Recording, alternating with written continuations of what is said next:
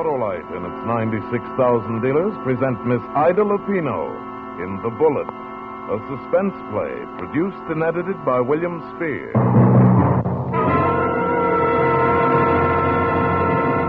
Hey, Sonny, what are you doing out so late? And holy smoke, with nothing on but a ribbon. I'm not late. I'm early. Hold it, let's see that ribbon.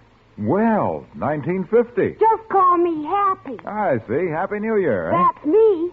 By the way, what do you do? Oh, I sell Autolite resistor spark plugs. Autolite resistor spark plug? You mean you haven't heard of Autolite resistor spark plugs? Those perfectly perky, persistent performers that let your engine idle smoother, run better on leaner gas mixtures, save gas? Where I come from, we ride around on stars, not cars. Oh, well, anyway, Autolite resistor spark plugs with that exclusive built-in 10,000 ohm Autolite resistor have 200% greater electrode life. Cut down spark plug interference with radio and television. And say, young fella, now that you've come down to earth, you'll be using a car. So take a tip. See your friendly Autolite spark plug dealer and get a set of Autolite resistor spark plugs, long recognized for their dependability. You're always right with Autolite. And now, with The Bullet and the performance of our star, Miss Ida Lupino as Ruth Martin, with Elliot Lewis as her husband, Harry, Autolite hopes once again to keep you in suspense. Ruth? Turn around, Ruth. No. Turn around, Ruth. I've got the gun in my hand. Please, Harry. Please. I'm pressing the trigger. Will it be this time? Harry, don't. Don't do this to me. Will it be this time, Ruth? Will it be this time?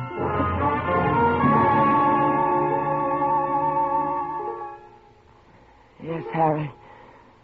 Yes, this time. This time I'd die, and it was like drowning. Going down for the last time. Everything flooding through my mind. How step by step we'd come to this point. Neither one of us wanting to. From the day Harry came back from prison, meeting me in the station. Pale, haggard, in a suit 2 sizes too big, nothing left but his stupid pride. And me. Well, I suppose I was quite a shock to Harry. He looked at me so strangely all the way as we walked back to the parking lot to the car. What'd you do to yourself? You're so changed. For the better, I hope. Just changed. Now, is that being gallant? Gallant. When I came out of the kitchen to take over the business, Harry, while you were away, I had to change from my apron. Had to dye your hair, too. Had to become a real glamour girl, huh? And that dress, is that one of ours? How's the business going? You hardly mentioned it in your letters. Holding its own? Better than that. Just about tripled our volume since you went away. Well, here we are. What? The car. Here's the car. This chromium wonder? Sure, it's yours. Here's the key. Go on. We can afford it. Little lady really took over. Where's the starter? Right there. Oh, Harry, somebody had to take over when you went away. After all, dress styles are changing all the time. Don't have a chip on your shoulder. Well, another thing, what's this when you went away routine? Like maybe I went to China. I took a chance in my business and I lost, so they dumped me into the Hooskow for 3 years. I'm not ashamed of it, so don't you? You're going the wrong way, Harry. Well, I guess I know the way to my own house. But we live in a new house. Something really special. What goes on here? What's wrong with you? I did the best I could to keep things going. There's nothing to be jealous of. Jealous? Oh, Harry, why are we fighting? Oh, yeah, that's right. We got nothing to fight about. I'm back in the business, and you can go back to taking care of the house, cooking. No, keeping things looking nice. No, Harry, letting your hair get back to the color it used to be. I can't do it. Well, we'll see, baby. Look, I don't want to be the boss. Thanks. But I can be of help to you. Sure. Have a nice hot dinner waiting for me when I come home from work. We can afford a cook for that now. Cook? You're all the cook we need. Harry, I'm not the same anymore. I just can't sit home and wait for you to come and tell me what the world's all about. Then you're going to have to learn, baby. You're just going to have to learn.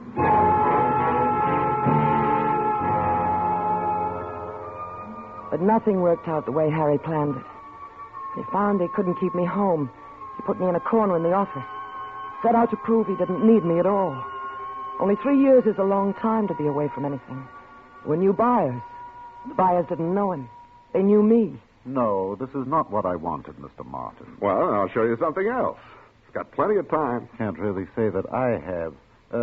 Didn't I see Mrs. Martin in your office when I came in today? Well, she's just getting things in order before she retires back to the kitchen. She always knows exactly what I want. Could you send for her, please? But I'm sure I can show Would you mind? No, I wouldn't mind. One blow after another of this stupid pride. Most of the workers had never known Harry. They were used to taking their orders from me. But he had to show them he was still the big shot. Stop that machine. Huh? Oh, yes, sir. I want these coats cut with a flare 3 inches longer. Oh, but Mrs. Martin... Don't tell me what up. Mrs. Martin worked out. That sign out on the front window says Harry Martin. Oh, yes, sir, but... But nothing. Cut it the way I told you. But these new machines Mrs. Martin installed, they don't operate like that. What? That's why we changed over. I see. So, shall I do it like Mrs. Martin said, sir? Yeah, just like Mrs. Martin said.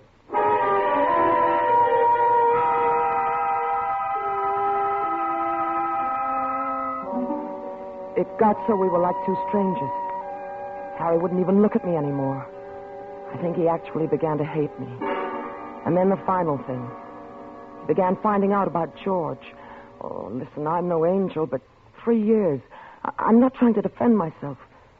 It's just that it's terrible to be lonely. And George came along and treated me like I was somebody to respect, somebody with dignity. Well, then I began to realize that when I took the car someplace, Harry's car would bob up behind me, follow for a few blocks, then disappear. I'd be shopping in a store. Suddenly, Harry's face would begin to weave in and out of the crowd, then disappear.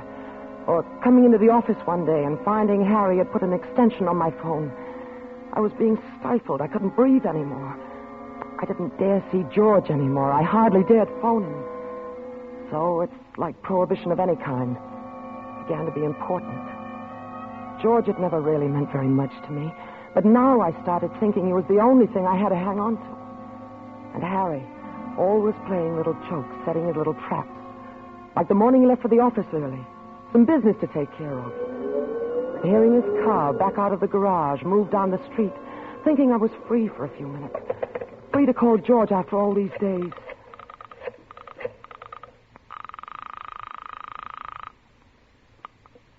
Hello? George? What? Ruth, darling, where have you been? Why haven't I heard from you? Oh, George, I wanted to call... George who? George who?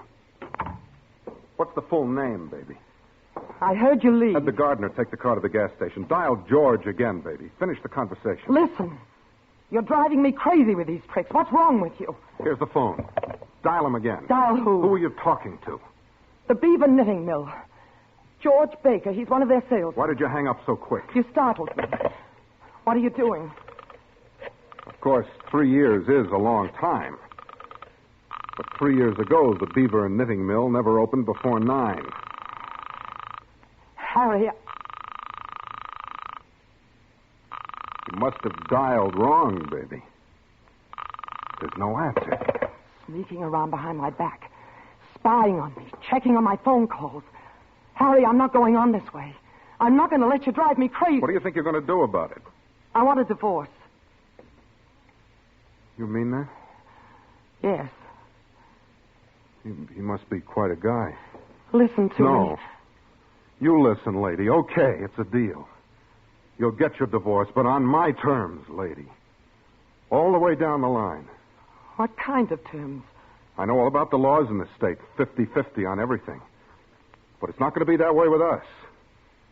You give me a release, giving me the whole business, and you're free as the air. Give you the business? But I built the business. There was nothing left when you went to prison. That's my deal, kiddo. My whole life is tied up with that business. I work. That's the deal. Why are you doing it, Harry? Because whoever this bum is... There's no one. Whoever he is. I got a hunch when he hears you're not bringing half the business as a dowry. His great love is just going to shrivel up and die. That's what you believe, is it? Exactly. All right, Harry. You draw up the papers.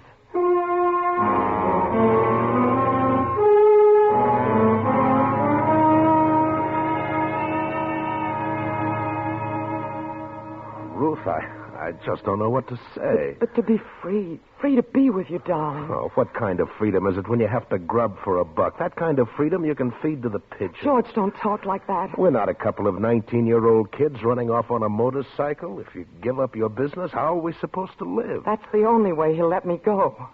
Then don't go. He was right. What he said about you was right. If he said I didn't care for you very, very much, then he was wrong. But if he said I like it nice with enough money coming in to make it comfy, and how he was right. Shut up. What was that for? Because I'm honest with you? Aren't you even going to say goodbye? You know, I can't say goodbye. Not now. I can't be alone. I've got to have somebody. Well, it isn't me, baby. Never was. Oh, baby. Will I see you tonight? No, Will you call me? I feel, I don't know, lost. I'll be at the office tonight. I'll be there alone, waiting for your call. George, will you call me? All right, Ruth. Be there at 10. I'll call you.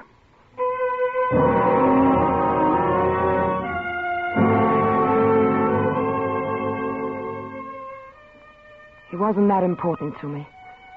I wanted affection and love from somebody. So much. George would be calling at the office at 10 o'clock. It seemed that's all there was for me. I walked. I sat in the park. I waited. A telephone call from George. When I got to the building, I looked up at our windows. Dark. Not a light on the whole floor. When I got to the outer door of the office, I stopped and listened. Not a sound. I went inside. Found the light switch. Oh, I've been waiting for you, Ruth. Where have you been? Harry, why were you waiting here in the dark? I tried to take a snooze, just stretched out here for a minute. I haven't been sleeping much lately. Yes, I know. You neither have been, huh? No, not much. I have the paper. I left it here on your desk. Paper? Yeah, it's all very legal. You relinquish all claims to the business, then I bow out of your life. No. These lawyers, they can find word. What'd you say? I've changed my mind. I'm not going to sign it. It's the only way I'll give you a divorce. Then we'll just have to forget about the divorce. I want you to sign this paper, Ruth. I won't, Harry. And I don't want to argue about it. Wait. Yes? I know who he is, baby. What are you talking about? I'm talking about George Groves. Groves? George Groves? You've been giving him money. That's a lie. I found this deposit slip weeks ago. In your writing, made out to his bank account, $300. Lies. And this deposit slip, $200. And this one, $250. Who is he? You're not getting out of here until you tell me who he is. Harry, I wanted to tell you, but I just couldn't. Who is he? He's a gambler. Gambler? Who are you kidding? You asked me? I told you. Now I'm going. Oh, wait, that doesn't make sense. You never gambled? Well, I was like a lost dog. Nothing to do, no one to turn to. I lost that money and quite a bit more. Ruth, if that were true. It is true. There isn't any other man. There never was. 10 o'clock. George Groves, a gambler. Oh, here, you shouldn't keep these things lying around, baby. I've got to go, Harry. To Ruth. Since I got off that train a month ago, I've been acting like I don't know what. You think we've got any chance to start all over again? Right from the beginning, baby. I don't know, Harry. I can't think straight. Let's go someplace. Let's not talk about it here. No, you're right. Here's where all the trouble started. Let's get out in the air. Yes, come on. Sure. A gambler. I bet he really took you to the cleaners. Well, you know something? I'm not sore at him. Not a bit. Oh, wait. Let me turn out the lamp. Well, hurry. Okay. Now let's get... Ah, your phone. I don't understand. Who'll be calling at this hour? Well, nobody. Must be a wrong number. Come on. What do you mean, come on? At least answer it. Oh, never mind. I'll take it. No, What? Well, it's on my line. Then you answer it. Why are you going to your extension? Answer the phone, Ruth. You're starting it all over I again. said answer the phone. Answer the phone. Ruth, answer the phone. You almost had me believing your fairy tale. You almost made it. Harry, listen to me. All I want you to do is sign this release and clear out. No. You heard what I said, Ruth? I'll never sign it. Okay. One last trick, baby. Look what I got in this drawer. Huh? I asked you to look. Harry, put away that gun. I want you to get a good look at it. It's called a war souvenir. Only if you don't sign this release, you know what, baby? Someday I'm going to kill you with this gun. No. Someday I'm going to say to you, Ruthie, I'll give you 3 seconds to sign this release. 1, Harry. 2, Don't, Harry. 3. No. What's the matter, Ruth? You tried to kill me. Don't be silly. I told you it was a trick. The gun's harmless. It's unloaded, see? Why did you do that to me? Why? Yeah. Put it away. Isn't it strange? You know it's not loaded and you're still afraid. Put it away. That's the beauty of the trick, Ruth. That's why someday you're going to break down and sign that release. You see, you'll never know just when it will be loaded. You'll never know, Ruth.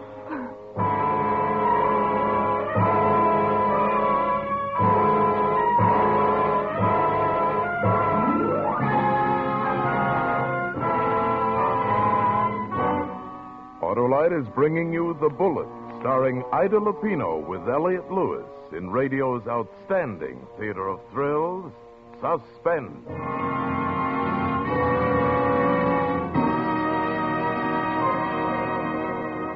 Hey, Happy New Year. Yes, sir? How about showing me what's in store for 1950? Sort of a sneak preview. Wouldn't be fair. Oh, look, I only want to see how Autolite resistor spark plugs will make out. You know, millions and millions have been sold to date. Well, I guess I can go that far. Now, let's see. My crystal ball says you'll do okay with Autolite resistor spark plugs. You'll sell millions more. Wonderful, wonderful. Why, the roads will be rippling with motorists made merry by the bountiful benefits of these mighty marvels. The smoother engine idle, the better performance on leaner gas mixtures, the gas savings. Then, too, they'll get 200% longer electrode life from Autolite resistor spark plugs and reduce spark plug interference with radio and television reception, built right into every Autolite resistor spark plug. But say, young fella, tell me about Autolite bullseye headlights. Will they be finding the way for more and more cars next year? Hey, you really want a happy and prosperous new year, don't you? You bet. And it will be a year of happier driving for motorists who make it an Autolite year. Because you're always right with Autolite. And now, Autolite brings back to our Hollywood soundstage our star Ida Lupino with Elliot Lewis in The Bullet, a tale well calculated to keep you in suspense.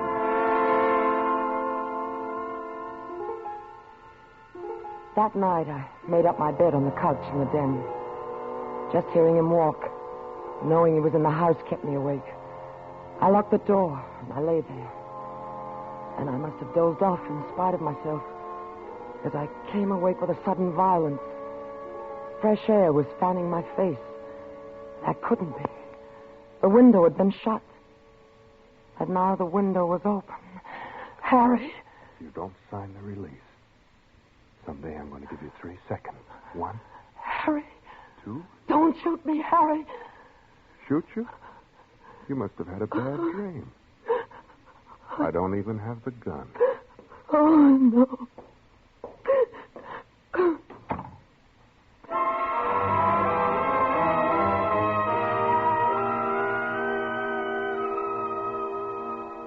Threatening to kill you. Yes, he has a gun. George, I'm coming to you. You've got No. to... But If he follows you here and kills the both of us, does that make everything just dandy? Look, Ruth, do me a favor, will you? Kind of forget this address from now on. But, George, don't say I'm that. sorry. But you've got to help me. What can I do? You can go to the police. Police? You know, threatening somebody's life is slightly illegal. Yes. Yes, the police. Yes, of course, they'll help me. Oh, yes, George, that's very smart of you. They'll help me.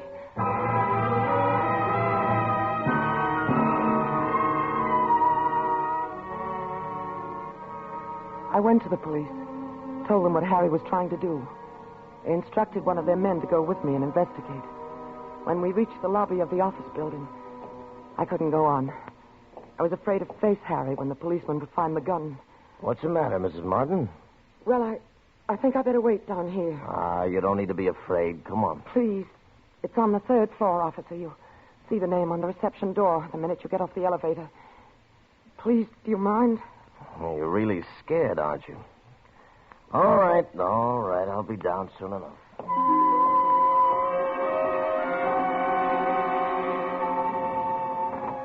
I began to feel a sense of relief. Harry wouldn't terrorize me any longer. Soon the officer would bring him down. He'd be off to police headquarters, and then I'd swear out a complaint. By the time he got out of jail, I would have started proceedings of my own to divorce him. And then I started to cry at that. I don't know why, just standing there and waiting. And then I began to wonder what they were doing up there so long. More than a half hour had gone by. When the elevator door opened, I expected to see Harry being pushed along, handcuffed. The officer was all by himself. And he was smiling. Well, now, I just had a nice chat with your husband. You've been worrying for nothing, Mrs. Martin. But the gun... Oh, sure, I saw the gun. It's just a war souvenir. It's not even loaded. He doesn't have ammunition for it. But someday it will be loaded. Someday he's going to kill me. He said that. Tell you why. He's in love with you. Crazy about you. Now, he feels pretty bad about this. He did it just as a, just as a funny No, I tell you... He says if you're going to go and get scared, he'll never do it again. But listen to me. Now, look, why don't you go on upstairs? He wants to apologize for scaring you like this. He's a very nice guy. I tell you he's going to kill me. I'm not... You're just upset. Like he said, you've been working too hard. You ought to rest up. I don't care what you think. I want him arrested for threatening me with a deadly weapon. An empty gun. That's not a deadly weapon. Now listen to me. No, you listen to me. Even if I wanted to, there's nothing I could do. As long as that gun is empty, it's not a deadly weapon, and we can't touch him. In this state, that's the law, Mrs. Martin. Go ask a lawyer about it. Anybody who knows the law knows that. Not a deadly weapon, that's that, I'm afraid. If we could actually prove, Mrs. Martin, that your husband wanted to kill you, then you could put him away for years. For years? That's right. But he can't hurt you with an empty gun. And as long as that gun is empty, we can't touch him. In this state, that's the law. So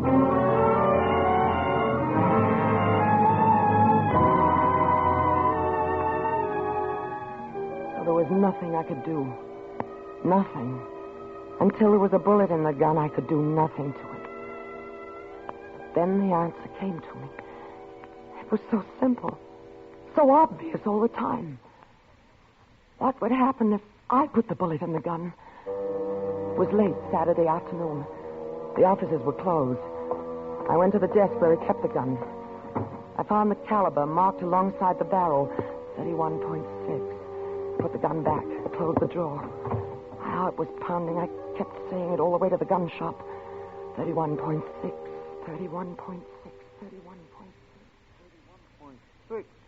That must be a foreign make. Don't have any bullets of that caliber. Well, do you know any place that does carry them? No, not unless you wrote to maybe one of the big outfits back east.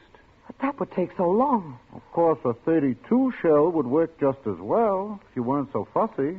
No. That'd be fine. I'm not at all fussy.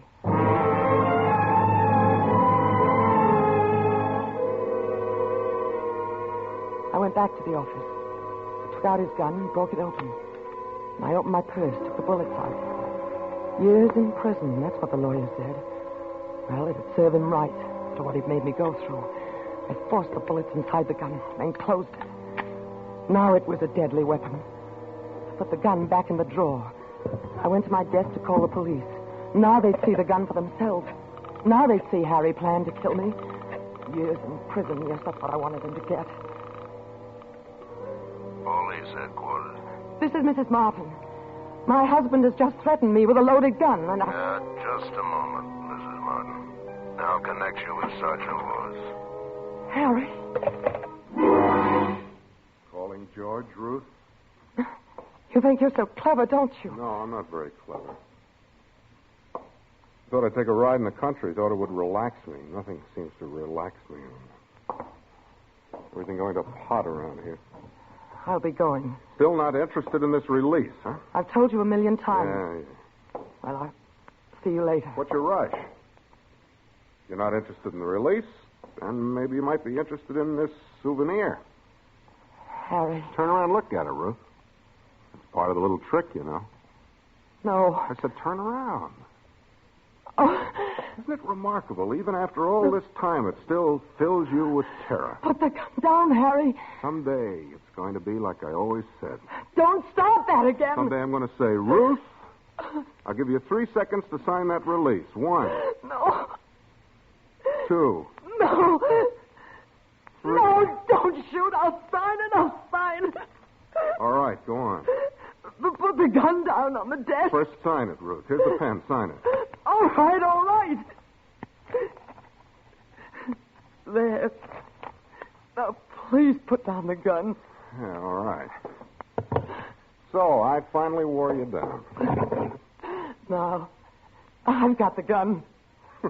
What do you think you're going to do with it? There's something you don't know, Harry, that should interest you very much. This gun isn't empty anymore. Good Lord. Oh, it's loaded. So that's what you were doing in the sporting goods shop? You followed me everywhere, haven't you? Yeah. I was in luck. The gun is loaded, Harry. So give me back the paper. Sorry, Ruth. Not this. Harry, if you don't give me back the release, I'm going to count 3. Just like you, remember? And then I'm going to pull the trigger. Only this time it won't just click. So give me back the paper. All right. 1. I tell you, there are bullets in this gun. I may have it, Ruth. Give me the paper. Give me the gun, Ruth. I mean it, Harry. I'll kill you. Ruth. Ruth. I can't. I can't hurt you anymore. I can't. Here, stop the crying. Ruthie, baby. If you want the guy, you can have him. And your share of the business, too. The whole works if you want it. I never wanted anyone but you, Harry. I must have been crazy. The things I've been doing, like a crazy dream, like it wasn't really me. Could you ever understand what went on inside me? Could you try to understand? Do you think you could, Ruth? Yes, I could try. Baby. Hey, did you hear what I said? Don't cry. Please, don't cry. Oh, let me, Harry. Please let me.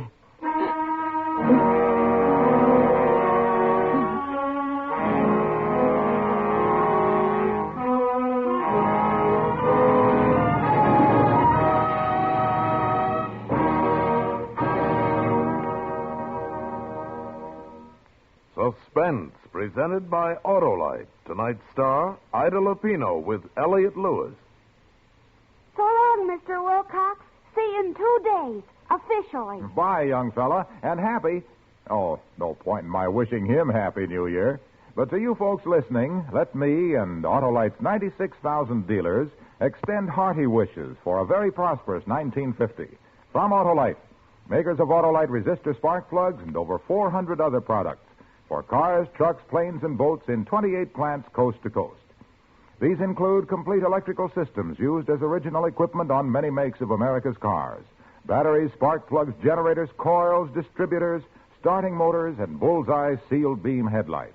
All engineered to fit together perfectly, work together perfectly, because they're a perfect team. So don't accept electrical parts supposed to be as good. Ask for and insist on Autolite original factory parts at your neighborhood service station, car dealer, garage, or repair shop. Remember, you're always right with Autolite.